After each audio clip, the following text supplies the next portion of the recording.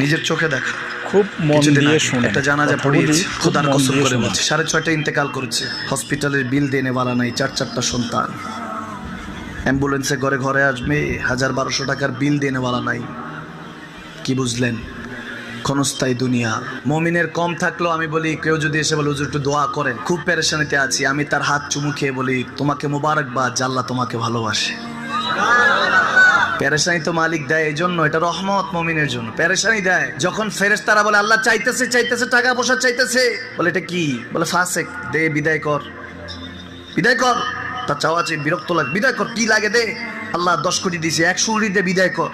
মুমিন যখন চাইতে থাকে আল্লাহ আমাকে কিছু লাগবে, যখন একটু করে চায় আমার মাটাকে সুস্থ করে দাও, বাবাটাকে আল্লাহ আমার স্ত্রীকে, আমার আমাকে একটু তৌফিক দাও, চাইতে থাকে মুমিন। আল্লাহ বলে যখন ফেরেশতারা দেখে মুমিন চাচ্ছে, দেরি করতে পারে না, তাড়াতাড়ি খাজানা নিয়ে দিতে নেবে, আল্লাহ বলে রাখোস না, এত তারা